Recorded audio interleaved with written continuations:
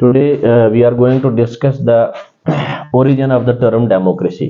Generally हम बहुत सारे जितने भी वो वेस्ट में जितने भी टर्म्स ज़्यादातर हम गिनते हैं तो उनको ज़्यादातर हम या लैटिन से या ग्रीक टर्मिनोलॉजीज वो होती हैं।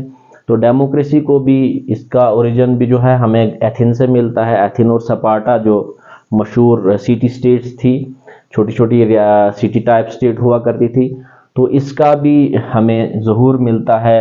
इसकी भी शुरुआत हमें मिलती है एथेन में, ग्रीक में ही मिलती है। The origin of the term democracy can be traced back to the ancient Greek. तो ये ग्रीक वर्ड है, दो वर्डों का मजमुआ है। It consist of two words like other words ending in cracy. दूसरे वर्ड्स की तरफ से ये भी एक क्रेसी में ही इसका एंड होता है, cracy, democracy, like autocracy, aristocracy. तो जिस तरह से एक आदमी की हुकूमत हुआ करती थी पहले दौर के अंदर, उसको मोनार्की कहते थे। तो कुछ लोगों की हुकूमत को एरिस्टोक्रेसी कहते थे या ओलिगार्की कहते थे। तो डेमोक्रेसी को कहते थे कि ये, डेमोक्रेसी को कहा जाता है कि ये गवर्नमेंट ऑफ पीपल है, लोगों की गवर्नमेंट है, गवर्नमेंट ऑफ एवरीवन। लेकिन इसके जो क्रिटिक्स हैं वो कहते हैं कि ये एक मेजॉरिटेरियन गवर्नमेंट होती है, कि मेजॉरिटी की वोट्स मेजॉरिटी के आते हैं।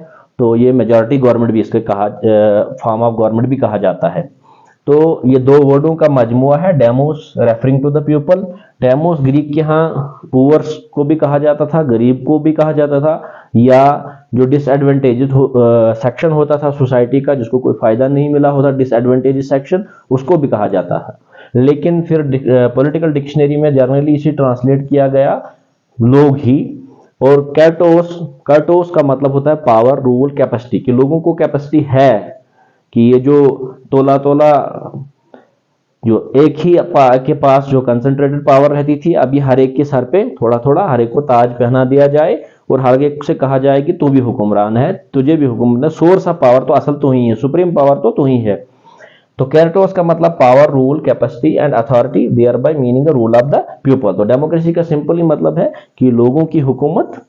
अब ये इसमें हम देखते हैं फिर इसके जो एलिमेंट्स हैं या कैरेक्टरिस्टिक्स हैं, उसमें इस रिस्पॉन्सिबिलिटी आती है, अकाउंटेबिलिटी आती है, people are a source of power, की हुकूमत जो है, हुकूमत करने के लिए ताकत चाहिए।